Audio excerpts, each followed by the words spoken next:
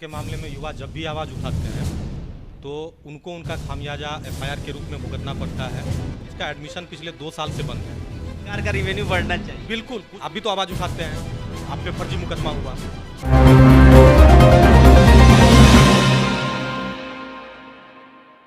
नमस्कार, आप देख रहे हैं द न्यूज लुक। मेरा नाम अभिषेक श्रीवास्तव है। हमारा चैनल लगातार युवाओं पर बातचीत कर रहा है क्योंकि बिहार की युवाओं का जब जिक्र होता है तो साफ तौर पे ये तस्वीर सामने आता है कि युवाओं के लिए राज्य में कुछ नहीं हो रहा है। ये हम नहीं कह रहे हैं, युवा लगातार इस बात का दावा करते रहे हैं। हमने लगातार सड़कों पे भी छात्रों को देखा है कि किस तरह से अपने अधिकारों को लेके संघर्षरत रहे हैं। आज हम अभी भागलपुर में मौजूद हैं। भागलपुर में हमारे साथ रवि प्रकाश जी जुड़ रहे हैं, उनसे बातचीत करेंगे क्योंकि हमने जब लोगों से बातचीत करने की कोशिश की तो यहाँ के युवाओं का कहना था कि रवि प्रकाश लगातार युवाओं के लिए बातचीत करते रहते हैं, उनके हक के लिए लड़ते रहते हैं। हमने सोचा कि रवि प्रकाश से बातचीत करें और उनसे जानने की कोशिश करें कि आखिरकार वो क्या सोचते हैं, युवाओं को लेकर क्या सोचते हैं, और ऐसे लोग जब युवाओं का प्रतिनिधित्व करते हैं यानी कि उनके हक के लिए लड़ते हैं, उसके बाद उनके जहन में क्या क्या चीज़ें आती है। सबसे पहले रवि जी, स्वागत है आपका। धन्यवाद, नमस्ते। सबसे पहला सवाल, युवाओं का क्या है भविष्य बिहार में? देखिए, शिक्षा के मामले में सबसे पहले आपने कहा कि शिक्षा के मामले में युवा जब भी आवाज़ उठाते हैं तो उनको उनका खामियाजा एफआईआर के रूप में भुगतना पड़ता है। कमियां सरकार में होती है, यूनिवर्सिटीज़ में होती है, कॉलेजेस में होती है, भुगतना छात्र को पड़ता है। अभी एक रिसेंट मामला टीएनबी लॉ कॉलेज का रहा है कि वहाँ का माझी भागलपुर यूनिवर्सिटी के टीएनबी लॉ कॉलेज का रहा है। जो लॉ कॉलेज बिहार में रैंकर है, सेकंड नंबर का है, पटना लॉ कॉलेज के बाद टीएनबी लॉ कॉलेज का जगह है। उस लॉ कॉलेज का एडमिशन पिछले 2 साल से बंद है। 20-21 का भी नहीं हो रहा है, 19-20 का भी नहीं हुआ। अच्छा। और कारण ये है कि वहाँ शिक्षकों की कमी है। तो शिक्षकों की कमी छात्र तो पूरा करेंगे नहीं, वो तो राज्य सरकार को करना है या यूनिवर्सिटी को करना है। मगर ये जो एडमिशन बंद है तो कहीं ना कहीं नुकसान तो छात्रों का है। और जो मिडिल क्लास के छात्र हैं वो कॉलेज, टीएनबी लॉ कॉलेज हर साल 3-4 जज देता है। पिछले साल भी निकला, इस साल भी निकला और निरंतर आते रहता है। आने मतलब दर्जन भर हर साल वहाँ से जज बनते हैं। टैलेंटेड बच्चे निकलते हैं। तो ये जिम्मेदारी कौन लेगा? जब एडमिशन ही नहीं होगा लॉ में तो फिर जज नहीं बनेंगे उस कॉलेज के लोग, या बिहार की प्रतिभा नहीं आगे बढ़ेगी। लॉ तब वही कर पाएंगे जो बड़े बड़े परिवार से ताल्लुकात रखते हैं, चाणक्य से 20 लाख 15 लाख दे के लॉ कर सकते हैं। तो मिडिल क्लास वालों का और जो दबे कुचले लोगों का है हायर एजुकेशन तो मारा जाएगा। तो यहाँ गलती सरकार की, यूनिवर्सिटी की, और भुगतना है छात्रों को। तो ये अच्छा, क्या लगता है कि लगातार सरकार हो या फिर नेता जो भी हो, भाषणबाजी जब करते हैं तो कहते हैं कि छात्रों के लिए, युवाओं के लिए हमारी सरकार लगातार प्रयासरत है। आपने कहा 2019 से लेकर अब तक एक भी लॉ कॉलेज में एडमिशन नहीं हुआ। बिहार में दूसरे नंबर पे है लॉ कॉलेज के नाम पर। ऐसे इस कॉलेजेस की ये स्थिति है, फिर क्या है बिहार में, क्या है छात्रों के लिए? देखिए, सरकार बोलती है कि प्रयासरत है, वो करती है प्रयास अपने स्तर पे। सरकार का प्रयास क्या होता है कि सरकार के खजाने से अगर 100 रुपया निकलता है ना, उस 100 रुपया में 20 रुपया खर्च करके 80 रुपया पॉकेट में रखना है। तो उनको 80 रुपया रखना है ना, इसलिए वो 20 रुपया खर्च करते हैं। तो सरकार यही करती है, प्रयास करते रहेगी सरकार। और भ्रष्टाचार को जन्म देने के लिए। बिल्कुल। और जहाँ तक आप बात करते हैं इन नेताओं की, तो नेता अब हैं कहाँ बिहार में? बहुत कम गिने चुने हमको लगता है, मेरे नज़र में नेता हैं जो समाज के प्रति संघर्ष करते हैं। यहाँ बिजनेस चल रहा है। आप देख लीजिए, केंद्रीय मंत्री हो या हमारे राज्य के मंत्री हो, उनका जो पॉकेट है नेता बनने से पहले, एमपी एमएलए मंत्री बनने से पहले और मंत्री बनने के बाद, उनका देख लीजिए खजाना कैसे भरा है। तो यहाँ राज्य का खजाना नहीं, उनका निजी खजाना भर रहा है। नेता बन गए हैं बिजनेसमैन।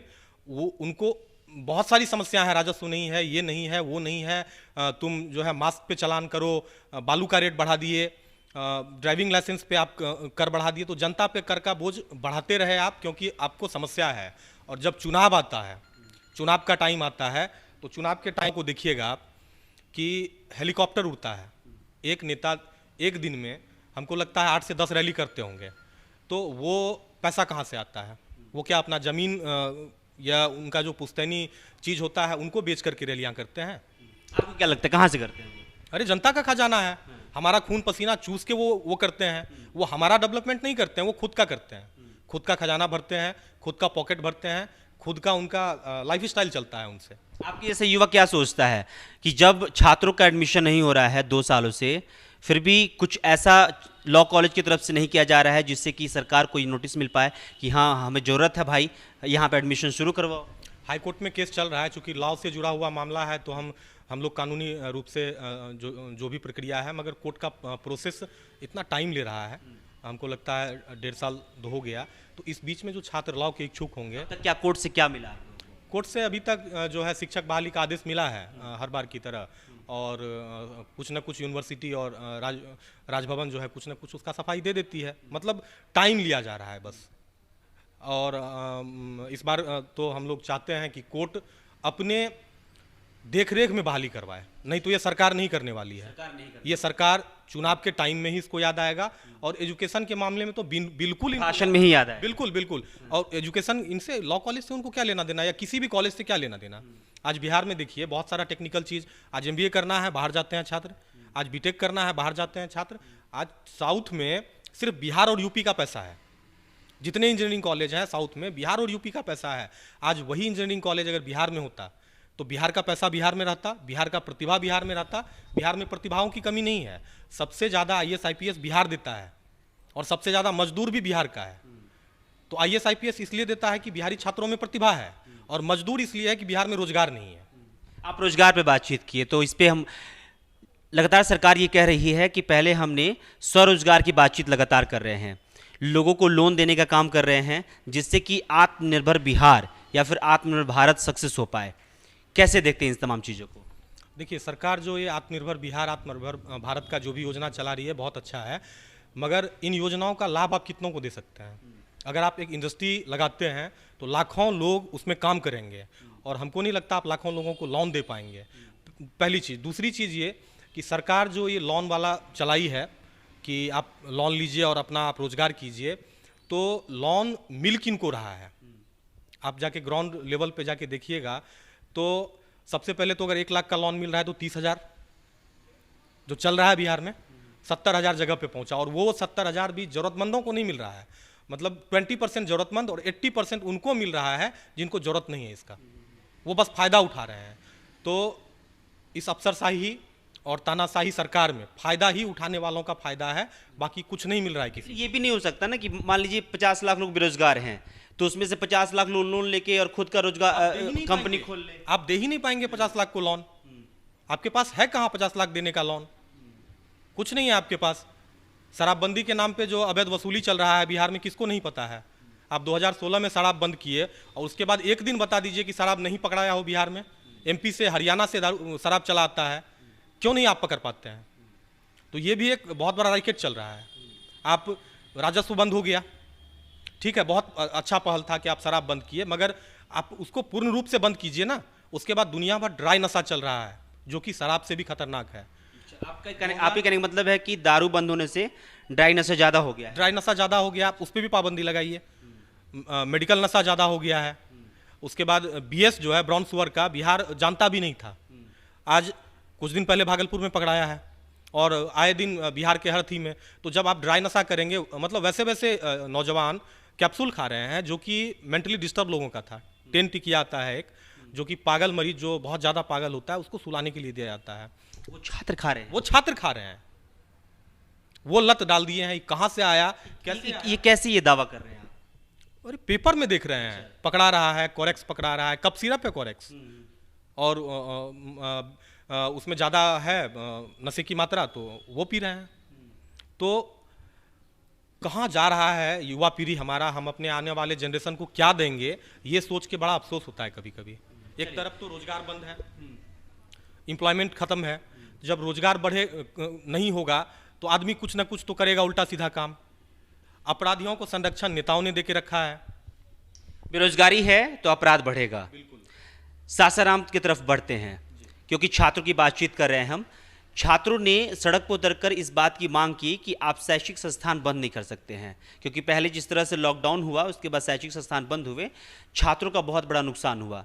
छात्र ये भी कह रहे थे कि भाई जब रैली कर रहे हैं आप तो कोरोना नहीं है, और जब स्कूल कॉलेजेस खुल जाएंगे, कोचिंग खुल जाएंगे, तो आपको कोरोना बढ़ जाएगा। बिल्कुल, कोरोना का सबसे पसंदीदा जगह जो है ना, छात्र का जो इंस्टीट्यूशन है, स्कूल कॉलेज, यही है सबसे पसंदीदा जगह। पता नहीं सरकार को ये चीज़ पता है, हम लोग अभी तक नहीं समझ पाए हैं इन चीज़ों को। आप पिछले बार भी जो लॉकडाउन हुआ, पूर्ण लॉकडाउन शायद अप्रैल में हुआ, इस बार भी जो लॉकडाउन हुआ मार्च 24 मार्च को हो चुका था। जी 24 मार्च को लास्ट में, और इस बार भी जो लॉकडाउन का जो चला 11 मार्च तक लॉकडाउन है, 11 अप्रैल तक लॉकडाउन लगाया गया है। तो लॉकडाउन नहीं, शैक्षिक संस्थानों को बंद किया गया है। बसेस में जो है, देखिए शैक्षिक संस्थानों से बहुत मोटी रकम आती है, और एडमिशन हो गया, पेमेंट आप जमा कर दिए, सारा कुछ क्लियर हो गया, बंद। इससे पहले अगर बंद हो जाए, आप ये कह रहे हैं कि क्या प्राइवेट ऑर्गेनाइजेशन के साथ सरकार की मिली भगत है कि भाई एडमिशन करा लेने दो, पैसे वसूल लेने दो, उसके बाद बंद करना? उसके बाद बंद करना। तो ये सब समझ रहा है, जनता भी समझ रही है। कोरोना ठीक है, कोरोना जो भी है, अगर कोरोना वास्तव में इतनी भयावह होती जितना सरकार दिखाती है, डर दिखाती है। आज हम एक छोटी सी चीज़ बताएंगे आपको कि आज पुलिस चेकिंग होता है सड़क पे, 50 रुपये आप फाइन दीजिए अगर मास्क नहीं लगाए हैं तो।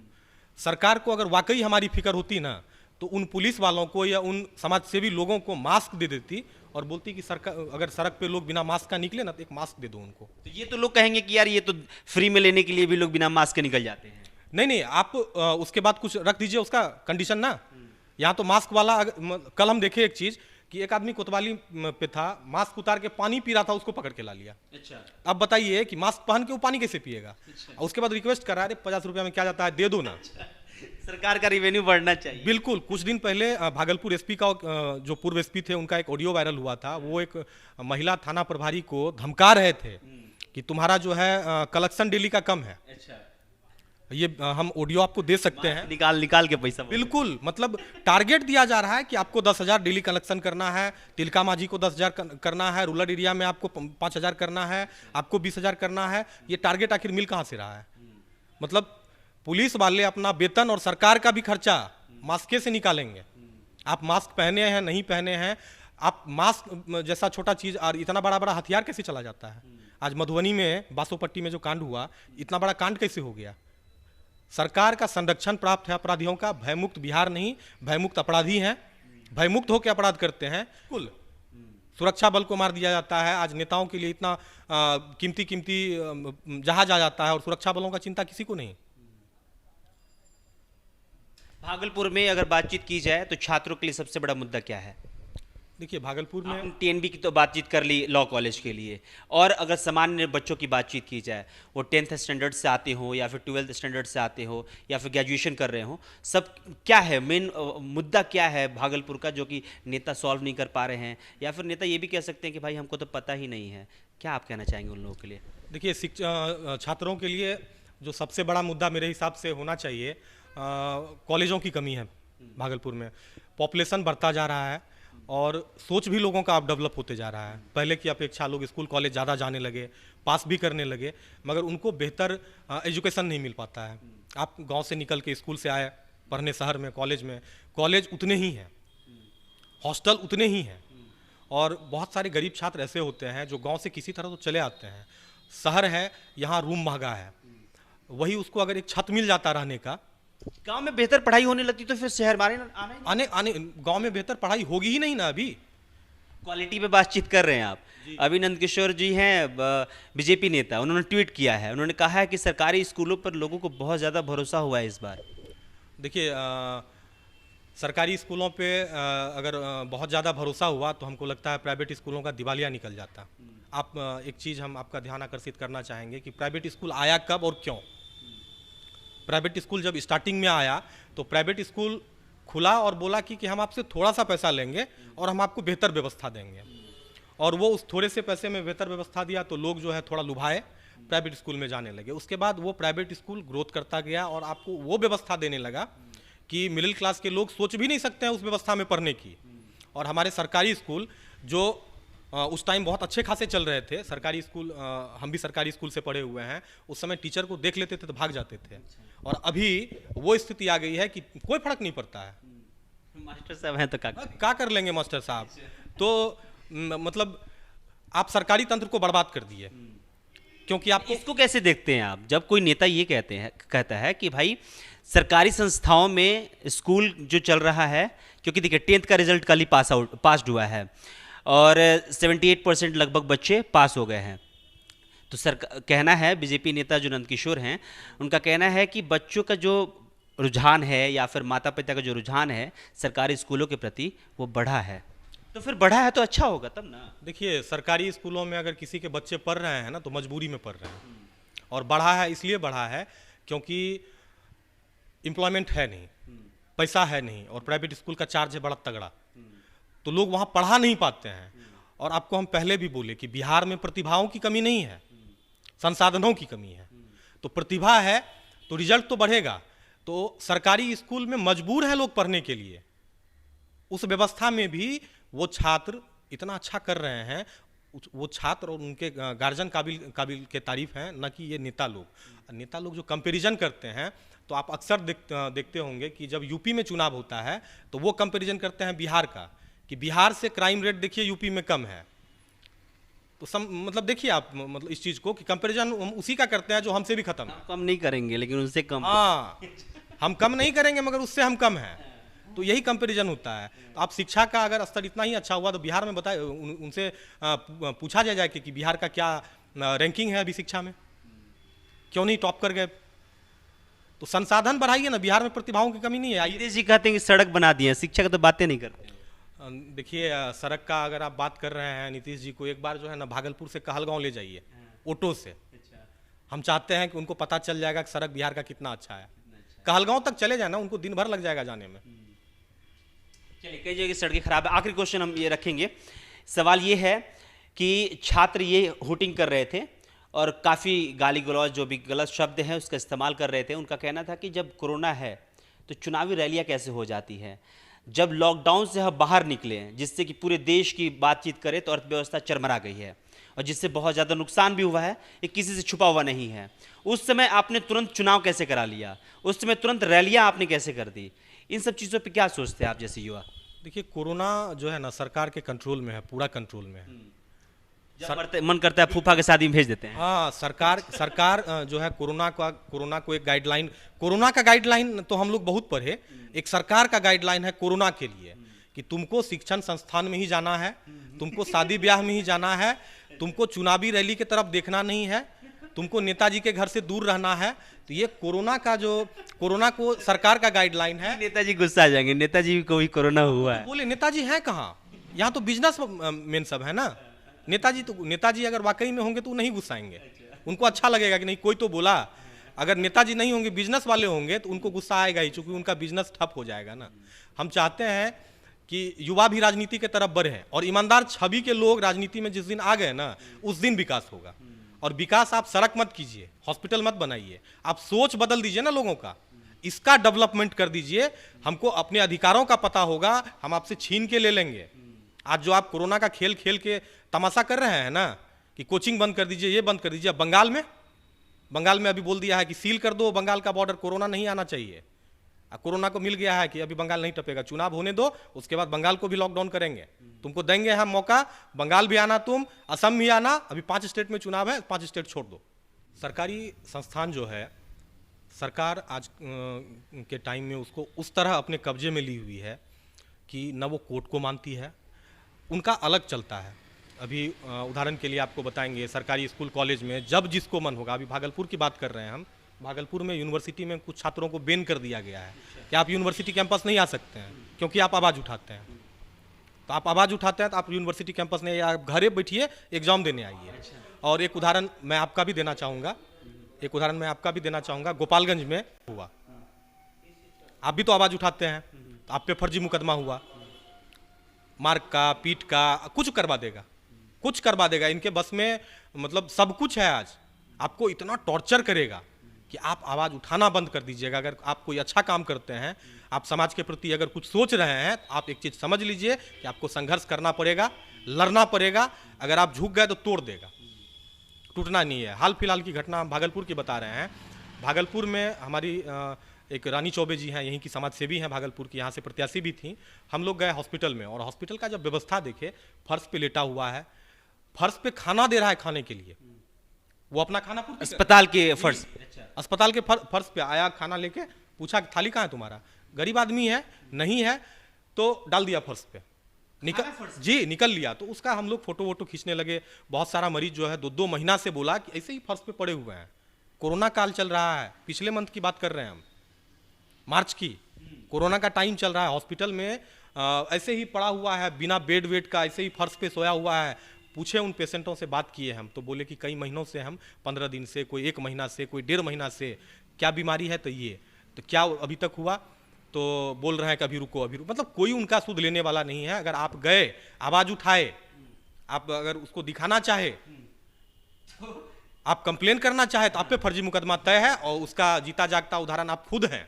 चलिए रवि, बहुत बहुत धन्यवाद आपका रहेगा वक्त देने के लिए। रवि प्रकाश जैसे युवा जब मिलते हैं, हम कोशिश करते हैं कि तमाम मुद्दों पर बातचीत की जाए, लेकिन हमारा खासकर अभी युवाओं पे फोकस इसलिए है कि युवाओं को लेकर काफ़ी ज़्यादा चिंता हो चुकी है। वो फिर पेरेंट्स की बातचीत की जाए या फिर युवाओं के जहन में बातचीत की जाए, तो इस बात की चिंता जरूर है कि आखिरकार हम बिहार में हैं तो हमारा भविष्य कैसा होगा। कोशिश करेंगे कि भागलपुर में जो सदर अस्पताल है उसकी भी हम बातचीत करें, वहां जाकर आपको लाइव दृश्य दिखाएं कि आखिरकार भागलपुर के अस्पताल की स्थिति क्या है, क्योंकि अस्पताल पे भी लगातार हम कवरेज कर रहे हैं और लगातार हम कवरेज करते रहेंगे। FIR आप कीजिए या कुछ भी कीजिए, इससे हमें फ़र्क नहीं पड़ता है, उससे लड़ने के लिए तैयार हैं हम। पहले भी मैंने इस पर खबर शूट करके आपको दिखाया है और इस बात का दावा किया है कि हाँ तैयार हैं हम। लेकिन एक सवाल ये भी छोड़ा था मैंने कि आखिरकार अब रिपोर्टर क्या कोर्ट कचहरी करेगा या फिर रिपोर्टिंग करेगा। फिलहाल हम रिपोर्टिंग कर रहे हैं, जिस दिन कोर्ट कचहरी करना पड़ेगा वो भी करेंगे। फिलहाल लगातार रवि प्रकाश जैसे युवा अगर हमें मिलेंगे उनसे बातचीत करेंगे और लाइव तस्वीरें हम शहर की दिखाते रहेंगे। इस खबर में इतना ही। कैमरे के पीछे सुयस है, मेरा नाम अभिषेक श्रीवास्तव है। शुक्रिया।